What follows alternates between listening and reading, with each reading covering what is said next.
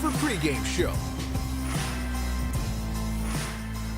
And welcome everybody into the Gopher Pregame Show. A gloomy start to your Saturday. Hopefully things clear up before kickoff, but we are getting you ready for Minnesota and Colorado non-conference play wrapping up a little bit later in the afternoon. Again, welcome in everybody on this Saturday morning. Pierre Nugent alongside the Hall of Famer Justin Gard, the Hall of Famer Ron Johnson. We're going to talk more about that in just a little bit. I'm not even sure if I'm good enough to sit on this set with such, star power here. We're wondering what you're doing here also. That makes two of us. We couldn't get anybody else on I'm not awake notice. before 11 a.m. I've been wondering that for the 3 weeks in a row now. What am I doing up so early? Oh, my goodness. Anyway, 2 weeks into the college football season, the Gophers have themselves 2 victories. And, guys, I know it sounds very obvious that obviously you want to win every game, but how much do you think P.J. Fleck is emphasizing to his guys coming into a game like today? Hey, let's finish non-conference play strong and get ourselves ready for conference play when it starts next week. Yeah, well, this is Power 5 now, so it's not really non-conference. I'd say the other teams are lesser than, but this is Colorado. This is a Power 5 school. This is a school that struggled. You look at their yards per, the yards against. I mean, it's pretty bad. They haven't won a game, and so what you don't want to do is give a team like this any hope they can beat you, but you got to finish strong now to give your players confidence going into Michigan State. And I think it helps that they have struggled in non-conference games before. Like with an immature team, with a young team, you probably have to worry about, are they looking ahead? Some of these guys are like 30 years old. You've got a couple guys that are married or about to be married. Oh, are they? They've been through and seen everything. So I think there's that equity when the coaching staff can say, look, you guys remember Bowling Green, you remember Illinois. If we don't show up, this can happen. And I think they've got a pretty good plan. The last couple of weeks, I think they handled the week-to-week basis pretty well. So I don't worry about them coming out flat or anything like that. Now, execution, turnovers, weird things can happen. It's college football, but I think they remember what happened last year, and I think they want to learn from it. So many good things have happened with this team in all facets of the game, really, particularly on offense, though, where they've scored 100 combined points through the first 2 games. We've talked a lot about Kirk Ciarrocca being back in the saddle as the offensive coordinator and the quarterback's coach here at the University of Minnesota. How much does that have to do with him? How much does it has to do with, hey, like Justin was saying, we have a lot of veteran guys who know how things work around here, and, we feel very comfortable every time we walk out on the field. Yeah, I'm never going to bash a previous coach, and I think the biggest thing with Kirk Ciarrocca is he's comfortable with the system, he's comfortable with the quarterback, but he does a great job of getting the quarterback in and out of the huddle. I think when you think about a lot of the issues Mike Sanford Jr. faced last year, it was like quick timeouts because they, didn't have enough time to change the play, or they changed the play so late they didn't have time to react to what the defense was doing. I think that's going to be the big difference is he is getting Tanner Morgan to the line of scrimmage with enough time to figure out what he needs to do, and then Tanner Morgan has time to understand the defense and then run the play that he's called versus, okay, let's change the play real quick, check with me, and then it's like you got 5 seconds, get to the line, just figure it out. And they struggled, and we brought that up. I think every game we were all like at home, like yelling like timeout, like Peyton Manning on that game with Russell Wilson. But it wasn't working. And whether you can blame COVID on that, not being able to meet with his players, Mike Sanford Jr. used that, familiarity with the system, trying to use PJ's system and then make it his own. Where Kirk Ciarrocca, him and PJ created this system together. So this is his system, whereas Mike Sanford kind of was coming. It's like putting on shoes that don't fit, and then you're forced to go run a mile in them, and he couldn't do it. Yeah. And I would say Kirk Ciarrocca has the ability to tell PJ when he thinks they need to stay with something. I'm not sure that Mike Sanford ever had that luxury because he was new. He wants to fit in. He wants to do a good job for his head coach. So if PJ tells him something, he's probably going to say, yes, sir. Kirk Ciarrocca coached PJ, or was his boss, now kind of runs his own deal. So, I think the great example is Michael Brown-Stevens' fumble, second play of the game. A year ago, when there were mistakes, it was, okay, let's back off, let's run the ball, let's not go crazy.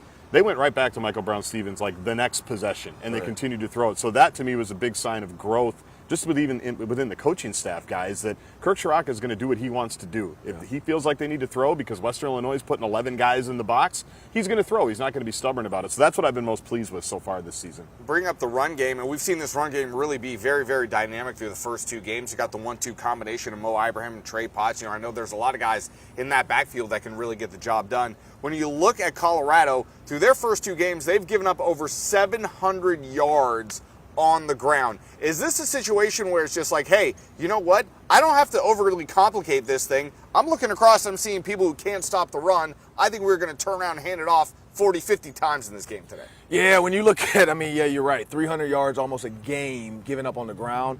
When you're a running back, you're salivating.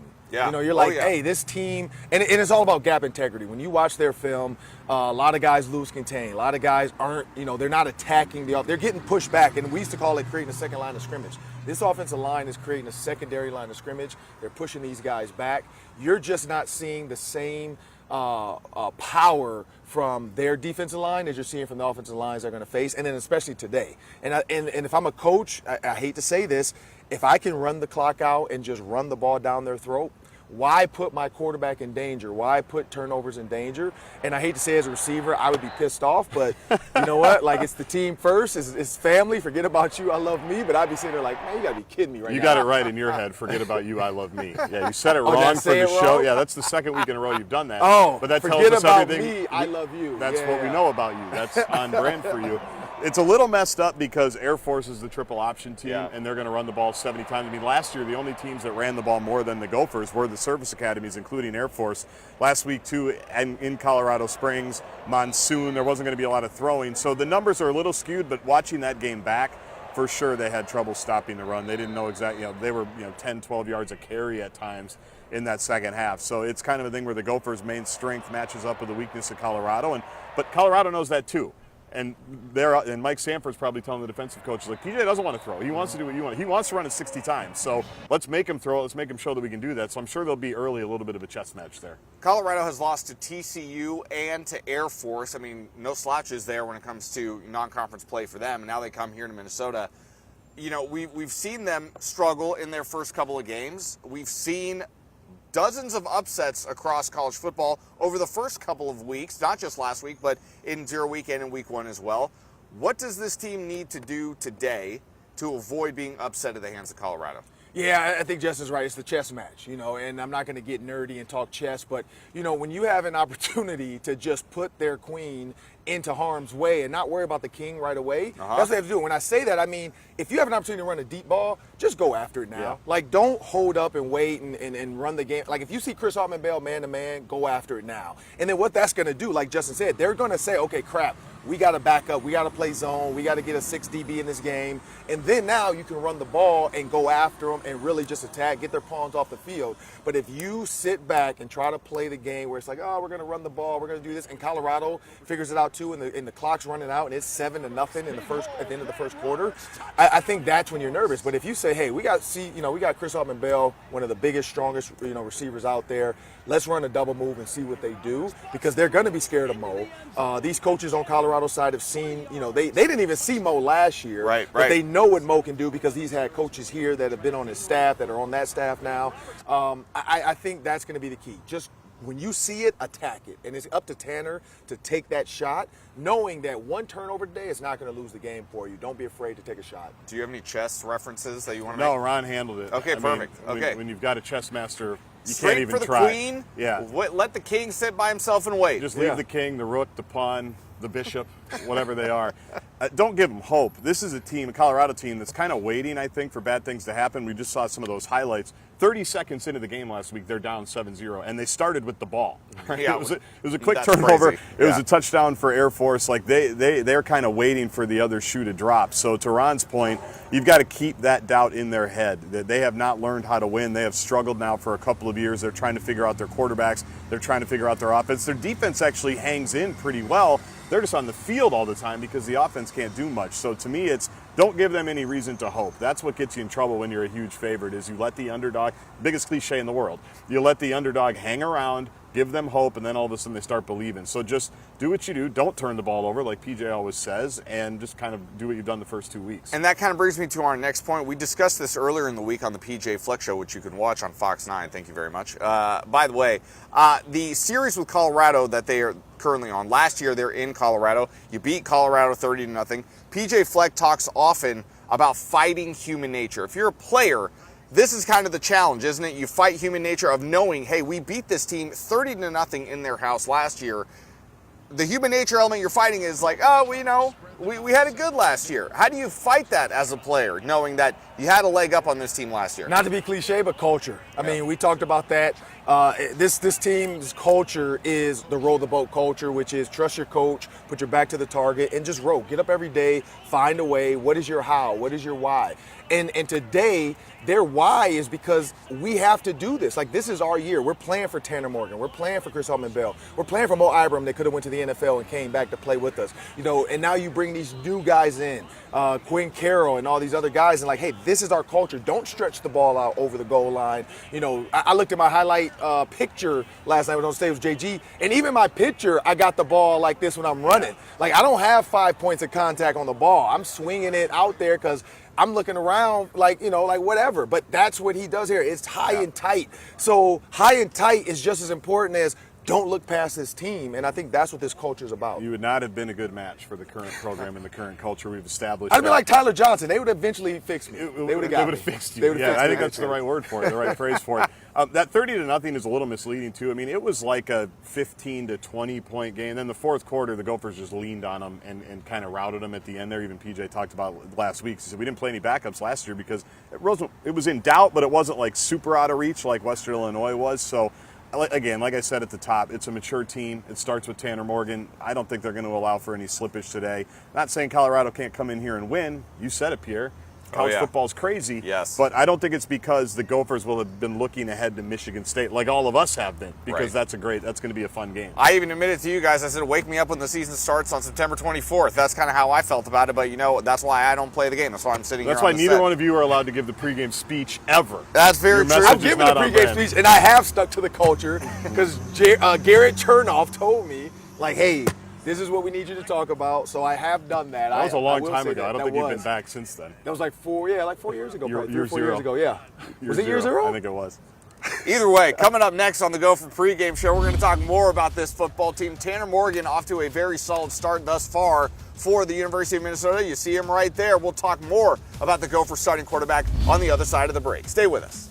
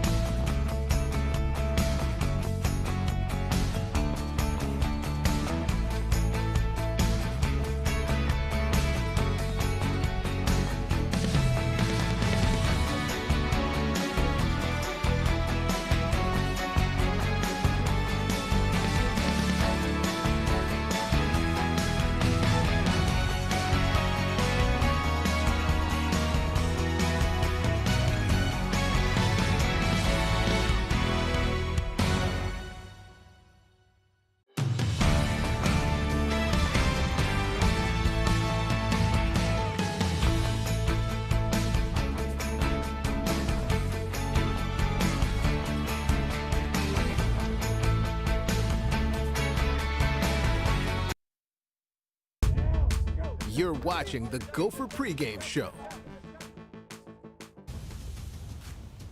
Welcome back, everybody, to the Gopher Pregame Show. Live picture inside of what is now a very quiet Huntington Bank Stadium, but in just a handful of hours, this place is going to be rocking as Minnesota gets set to take on Colorado. Welcome back into the Gopher Pregame Show, everybody. I can't believe it's already week 3, and I feel like we haven't really even talked about the quarterback all that much leading into the season, which is very unlike me. That's all I seem to want to talk about is the quarterback. But let's talk about the quarterback. Tanner Morgan, 287 yards in the victory last week against Western Illinois. Guys, that's the most since November of 2020. We had 264 yards against Purdue. Is this just another example of the reunification of him and Kirk Ciarrocca? Or, I mean, it could be both, I suppose, or is Tanner Morgan just beginning to unlock different parts of his game? Probably a little bit of both, I think, but I know it feels good for him to have Kirk Ciarrocca back. Because to Ron's point in the first segment last couple of years, with the timeouts, running around, looking all over the place, that's uncertainty, right? That's not knowing the picture you're seeing. That's not knowing the play you're supposed to run. It's all these things. With Ciarrocca,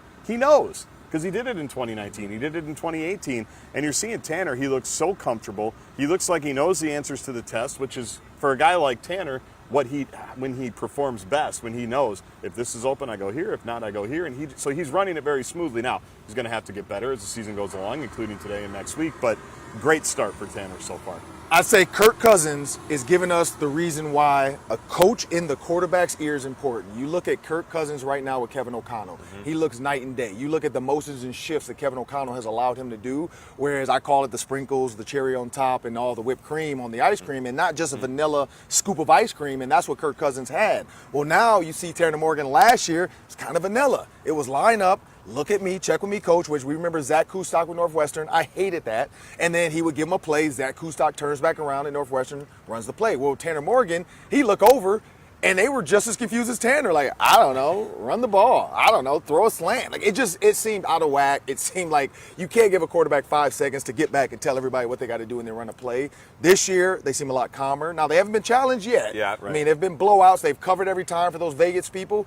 Bet on this one as well. They're going to cover, but I think you're seeing a comfortable quarterback coach situation between the two. On the other side of the ball, Minnesota's defense has performed awfully well through the first 2 games. They've only allowed 285 total yards through 2 games. I don't care who you play. That's pretty darn good. Well, and you like the mix of new guys in the secondary. You like a guy like Terrell Smith coming into his own year 5. The longer that can stay correct, the better this defense is going to be. And we talked about it, Thomas Rush. I mean, Thomas Rush kind of stepping in for Boye Mafe. They've got talent on this team. They have recruited very well, right? The reason they brought PJ Flegg in here was to upgrade their recruiting. Now in year 6, they're just bringing guys in, and as PJ said this summer, it's their turn now to play. So I think that's probably 1B if Tanner and the offense is 1A. Just the defense kind of picking up where it left off last year, that to me is the second best story. Yeah, I got a chance to see Thomas Rush before or after the PJ Fleck show, I guess you say, and he was on our show, right? He is going to be on our show later. Yep. Oh yeah, it's a good tease. Yeah, I was like, I'm like, I know I've met him, so I met him. He's a big dude. He is. And so when you see that number 8, it makes him look smaller. And then you see him, you're like, whoa, this dude is legit. Like, this dude's 6'4", like, built. So, and he's right. When you talk about recruiting and this defense, Terrell Smith, he faced some injuries, I think, last 2 years. Yep. So he didn't look like himself. This year looks like himself. I keep saying Justin Wiley. Like, every game, this kid impresses me. And today, I can't wait to see Agent Zero get out there because he is confident. My dad played corner. That's what he told me. It's about confidence. And this is a kid right now that is super confident. This is a kid right now that if he plays this way for the next 2 years, he's in the NFL. He just has to continue to do what he's doing because he has the confidence. He has the ability to catch. Because a lot of DBs, we know that. They play DB because they can't catch. Right. He's just an athlete that's playing DB, like Trayvon Diggs. No, well, yeah, fair enough. Very good point indeed. Over the last couple of games, we've gotten a chance to see some of the backups come in. These games have been out of hand by the time we've rolled around the early third quarter. If you have an opportunity, I would have to think if you're a head coach, if you have an opportunity to step on the gas a little bit today and you can get away with that again today, why not? Because you've got conference play rolling around just next week. You said it last week. Your key to the game was play the starters for a half. That's right. They almost did that for you. They almost. went a little old school NFL preseason game number 3, let the starters come out and play. But to see Ethan Callum McManus, you can tell why they were so excited to get him the arm, and he just went right down the field. To see Clay Geary in his 7th year get some run. We learned last year, you never know when it's going to be your turn. So to get those guys some experience is great. Yeah, I agree. I think that if you can get those guys in by halftime, nothing against Colorado, but I think I hope they're not watching this at the hotel. Yeah. This better We're be setting a bad They example. probably are. They probably are watching the Yeah. news. I mean, why not ESPN, Fox 9? But if you can get these guys, not all of them, I'm not Sure. saying everybody, if you Sure, can sure. start working Yeah. guys in by second half start because you just got a handle on this game, I think that's the key. But you do have to get these young guys some time. Like PJ said, this is no better time to get these guys going. You know, the new NCAA rule, if you play, I think, four games or some number of snaps, you still can redshirt. So I think that's the other key. Get them in early because in the Big Ten, it's probably not going to happen. You know, and that's but if it does happen against Iowa or Wisconsin or Nebraska, All the better. I'm That'd be all great. for it. That'd be great. Which Nebraska might be the one, actually. Hey, you're not wrong about that. We'll talk more about those teams a little later in the show. But when we come back, we've got some big news, ladies and gentlemen. We mentioned it off the top of the show. Ron Johnson Look at that. is a Hall of Famer. We will discuss that with him on the other side of the break.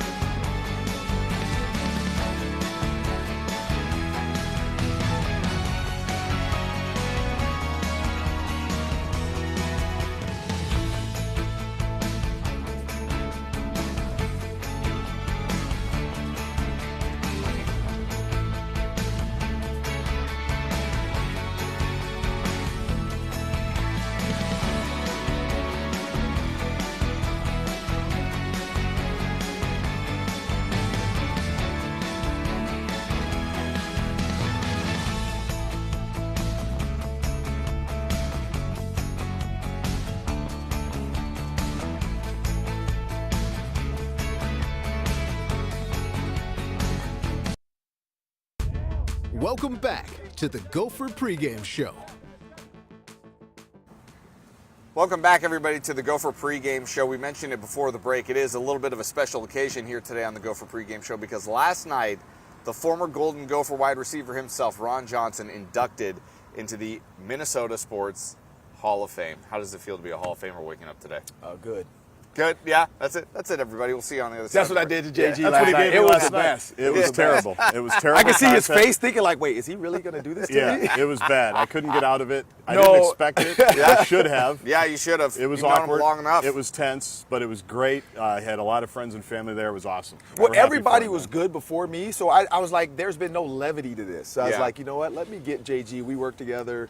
But like when I did it, my mom said somebody asked her like, "Do they know each other?" And and they're like, "Yeah, they work together. Like they're fine." Like my wife. Sorry, somebody asked my wife that because they were like, "Why is he doing him like that?" Yeah. But no, so It was rough. it was an out of body experience to be honest. I definitely I was nervous. Like I never get nervous, but I was a little nervous. I was a little out of body. It was good to have JG up there. I wore my dad's Super Bowl ring, so it was good to meet Coach Kelly Kramer. He was a swim guy who bought a bunch right? Swimmer, yeah. Bought a bunch of swimmers in, and I had a whole swim joke about, I started off with my dad. I won a swim race, and then I stopped swimming after I was born. People might not get that joke, but it'll come to you eventually. And then Coach Kramer offered me, but I was like, I'm going to stick with football. I did win one swim meet as a baby tadpole, but the thing about it is just seeing all these other people I play with. I'm like, man, we're at that age now where all of our class is starting to get inducted. We were all standing around like, we're getting old now. Yeah.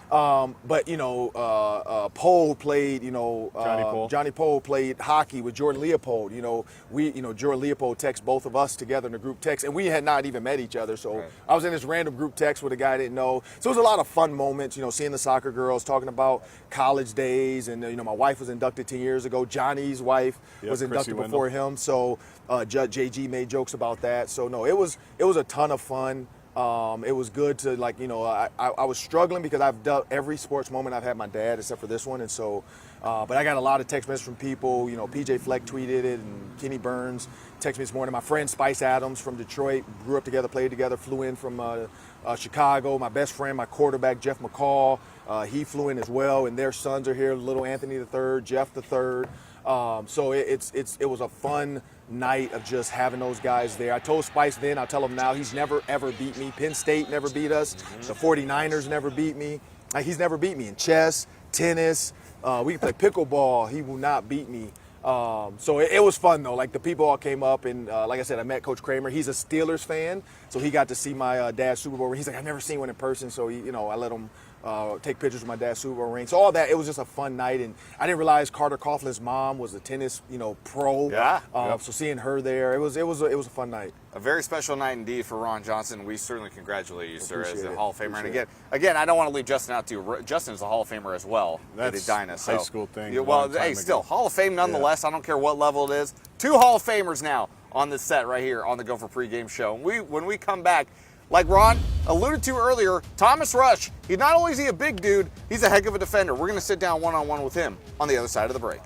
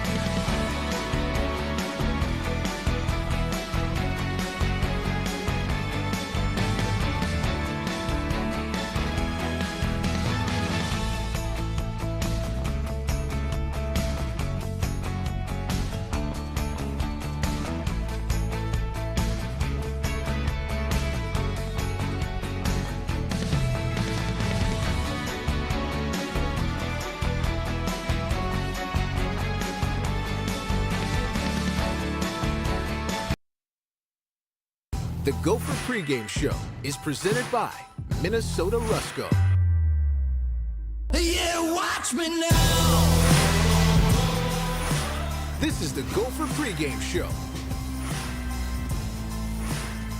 Thanks for staying with us here on the Gopher Pregame Show. Sun's starting to come out a little bit here as we get ready for kickoff between Minnesota and Colorado. A reminder, it is a 2:30 kickoff. So in case you're wondering, you're tuning in just now, don't worry, you're not running late. You still got plenty of time to get here before kickoff between the Minnesota Gophers and the Colorado Buffaloes. Before the break, we were talking about Ron Johnson being inducted into the University of Minnesota Sports Hall of Fame.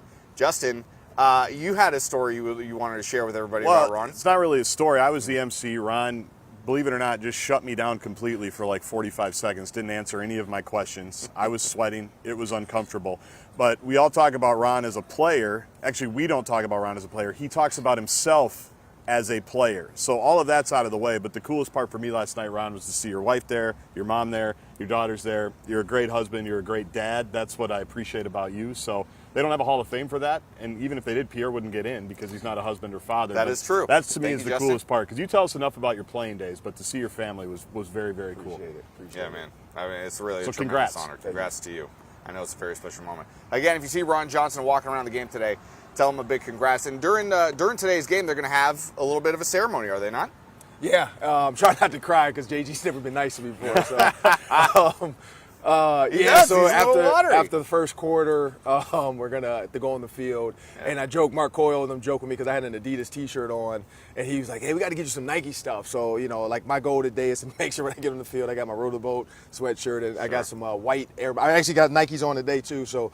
I told him, I was like, yep, I'll make sure to wear some Nikes for the on-field stuff. So, but I told him, I said, you got to give me some stuff. Yeah, and I did get swag. some Roller Boat stuff. But I need some more stuff, Mark. So if you're watching this, PJ, I need some more Gopher stuff. gear. But yeah, no, after the first quarter, we're going to do, I don't know what they're going to do, to be honest. They just said be in the tunnel, and, we'll see. Be ready for it. Well, we'll dry Ron's eyes with this, because one of the things I mentioned with the Hall of Famers, one of the coolest parts about the night as the MC is you get to hear the stories, see the pictures. And we had pictures from the 1960s, the 1970s, black and white. And all the Hall of Famers just kind of glance up and they look at it, and it's fun to see their face. And I told Ron, you don't have to do that because you provided most of those pictures.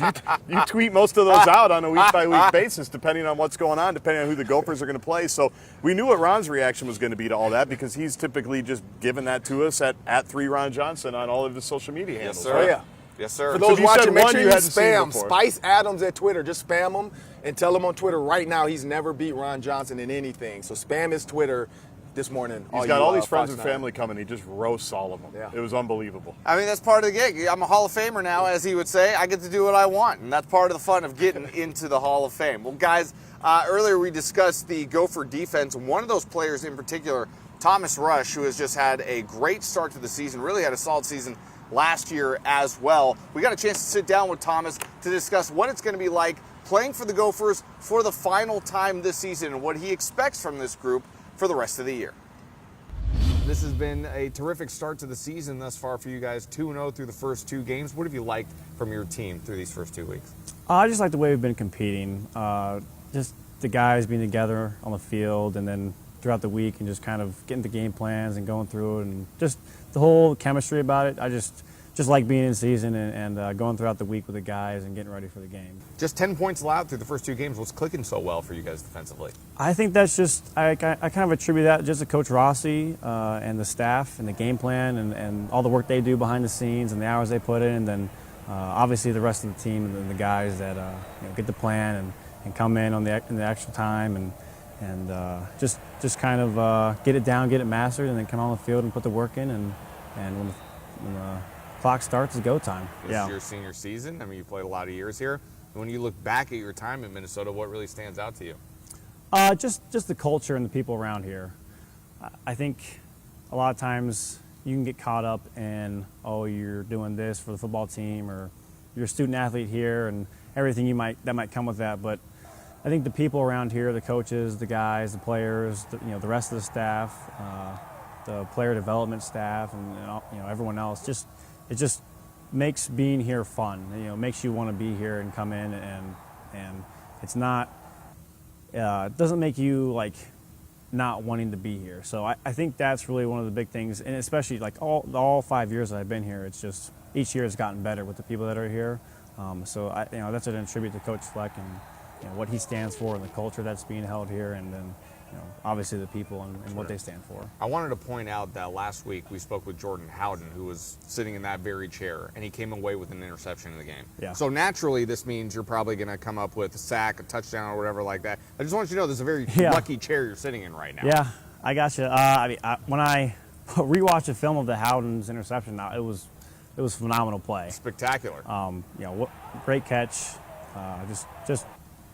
Just shows the athlete that he is and the guys we have in the secondary and what they can do. So I was really proud of him, really happy for that. Colorado is on deck for you guys, a team that you saw last season. You were able to have some success against them. What do you notice from Colorado when you study them on tape that's going to make them a challenge in this game?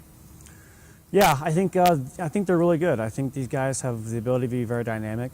I think they have some returning personnel from last year's game, and I think there's a lot of things they can do, so we're just going to prepare the best we can, and Coach Rossi and the staff's going to give us a game plan, and it's our job to go out there and execute it. Last week when we were talking to Jordan Howden, he mentioned that Terrell Carter said that he's the fastest on defense. Yeah. Jordan said he thinks Terrell Smith is the fastest on defense.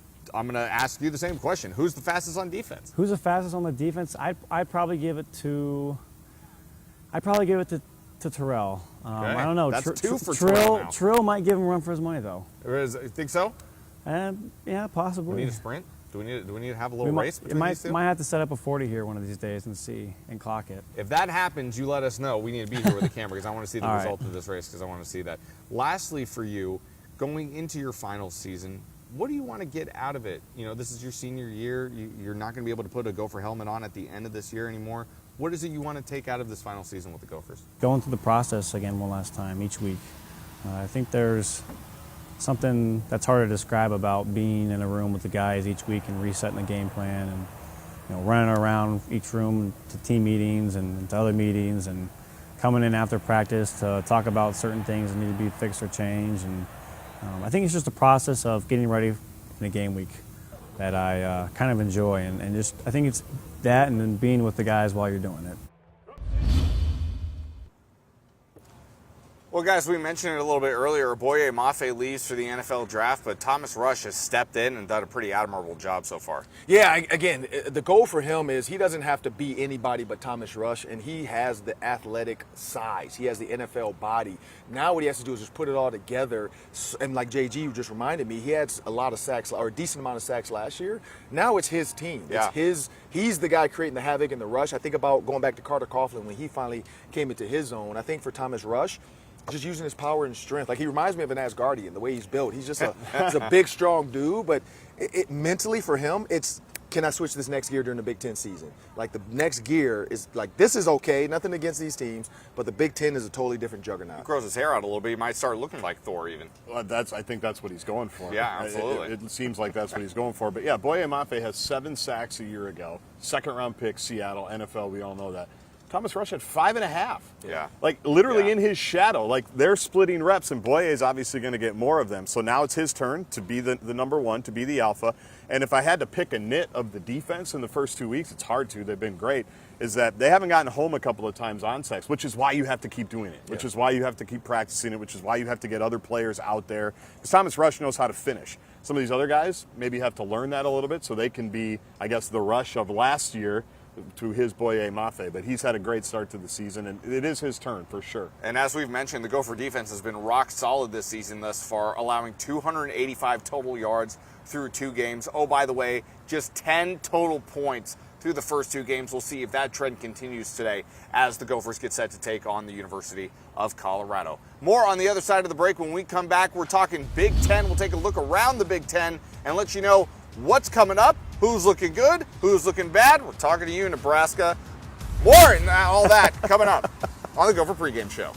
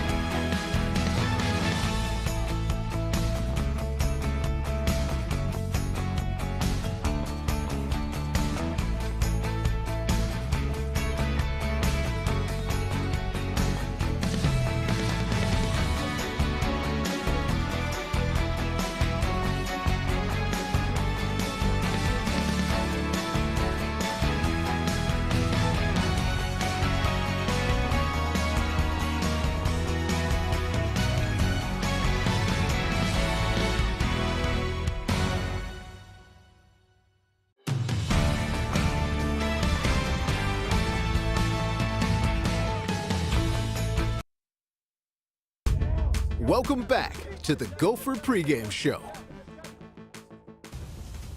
Welcome back, everybody, to the Gopher Pregame Show. Time now to take a look around the Big Ten. Before we do that, let's take a look at this live picture here. Man, We've got that looks tailgaters in action here at getting you set for the Buffaloes and the Gophers kickoff scheduled for 2:30. Now let's get to the Big Ten. We'll talk what's going on around today in the world of college football. Well, let's start in Lincoln, guys. Nebraska, it's been a tumultuous week. It's been a tumultuous first couple of weeks, really, for the University of Nebraska. Scott Frost no longer the head coach there. Mickey Joseph is going to be the interim coach moving into that role for the University of Nebraska. Oh, hey, Mickey Joseph, congratulations. You get to play Oklahoma today. Yeah, the thing for him is he's just going to start his career off 0-1, and then, he has to look forward to the Big Ten and figure out what's next. Like, what is his culture? Like, is he – because his goal should be like Marcus Freeman. I need to do a good enough job for the rest of the season that when this athletic department looks back and they say, you know what, we've never had a black head coach actually, tenured and paid in this entire program. In any sport. This might be our guy. And I'm actually rooting for Nebraska now, except for against Minnesota. Sure. But, I think Mickey Joseph, he has to figure out the culture, because I think that's where they were culturally wrong. And PJ never mentioned it. They kind of attacked PJ's culture and then didn't even think about their own. And now you see what happens. Scott Frost gets fired. Yeah, it is weird to be pulling for Nebraska, because I'm kind of in the same boat as you are, because they have talent. And you feel bad for their players because they didn't ask for any of this, right? They weren't saying stupid stuff like Scott Frost. They weren't saying stupid stuff like the athletic director that hired him. They've got the ghosts of the 1990s watching them every single day. But I think they're going to play well. I think that's why they made the moves. They do have talent down there. It's just got to be better organized. So I'm very curious to see how it goes. Let's go to Ron's second favorite team in all of college football, Wisconsin. They stumbled last week against Washington State, losing at 17-14. When you look at the box score, all of the numbers favored Wisconsin in that game, everything except the final score. How do you bounce back from this one? I hope they don't. But they will. I mean, you look at Braylon Allen, that dude is a monster. And New Mexico State, come on now. They're going to run the ball down their throat at every opportunity. I think they'll bounce back. Now, if they lose to New Mexico State, I will be elated. I will give my Hall of Fame trophy to a fan and auction it off for charity, if they find a way to do this. But yeah, I'm rooting for Coach Kill. Let's go do it. I think all the Gopher fans should be rooting for Coach Kill. But no, Braylon Allen is just too big. He's too strong. This offensive line is massive. Yeah. They're just going to run the ball down their throat. Well, it was surprising last week, not necessarily the turnovers, because Graham Mertz really hasn't been as advertised. 11 penalties for Wisconsin. Yeah, they're typically really well coached. Mm-hmm. That's a lot of penalties, and so they've got to get themselves organized. That, I guess, is my word of the segment, is getting organized. But it was fine to see. If you like Gopher football, it was fine to see last week. Interesting little matchup down south. Number 22 Penn State on the road, going to be taking on Auburn. Auburn didn't particularly look all that great last week at home against San Jose State. I would argue San Jose State probably should have won that game. Not that I was watching or I went to school there or anything like that, but I'm just saying. But Penn State, so far so good, 2-0. Barely get by Purdue, though, in week one. This could be an interesting little game down there in Alabama. Yeah, and I know Spice Adams is going to be watching this game intently. We talked about this actually last night about Auburn and how good they are versus how good Penn State is. Again, this is just a better team. I think Penn State is going to be one of the top-tier teams in the Big Ten. When you look at Ohio State, you look at Michigan State, Michigan. You got Penn State up there. I'd throw the Gophers right back up there in that top five. And so when you think about that, they can dominate. We've seen what the Big Ten is made of. People always think the SEC football is the best. It's Alabama, and there's a bunch of other guys. Kentucky just beat Florida. So, I think Penn State's going to win this one. Not say no problem, but I think they're going to win this one. Being in Alabama, that'll be interesting. Going back to that Purdue game, Penn State has not been able to run the ball very well the last years. I know we just saw somebody get loose for 90, so that looks a little weird that I'm saying that. But against Purdue, they really didn't. That's part of the reason why they probably should have lost that game if Purdue decided to run the ball late. And Clifford is a good quarterback. But I also think he's a little bit overrated in that he's good, he's solid, doesn't play well, and then makes a play at the end of the game to kind of save him. So will he do that today? We'll find out. Let's go to Iowa, and there's only one word really to describe Iowa's play through the first 2 weeks, and that's gross. Their offense, let's be real, their offense has only scored a combined 10 points through the first two games. You lose to Iowa State last week, so now the heat is on you a little bit. Playing a team you're familiar with, Ron, in Nevada this week. Is this a spot where Iowa bounces back? They almost lost to San Diego State or San Jose or South Dakota South State. Dakota South State. Dakota All these State, yeah. SDSUs. That's right. But they almost lost to the Jackrabbits. And so when you think about that with Iowa, again, I hope Nevada finds a way. But there's no more Carson Strong in Nevada. There's no more Romeo Dubs. He's at the Packers. You know, there's no more Jay Norvell. He left and went to Colorado State. So Nevada, again, they're another team looking for an identity. Who are we? And I just think Iowa is going to say, you know what, Kurt Ferentz calls plays like Groot. Like, I feel like every time he gets in the headset, he just says, I am Groot. And then the players go out there and run a play.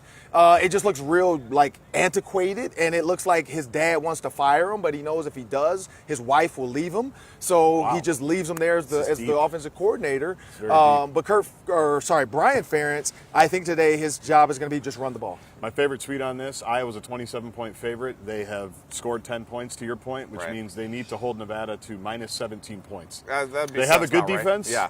Not sure they can do it. That's my favorite tweet of that week. Lastly, let's go to Michigan State, a team we will see them next week against Minnesota. They're taking on Washington in Washington today. Everybody was wondering, is this a one-year wonder at Michigan State with Mel Tucker? Doesn't look that way so far. No, I think he's built a team. He's gotten that blue-collar Michigan State football back.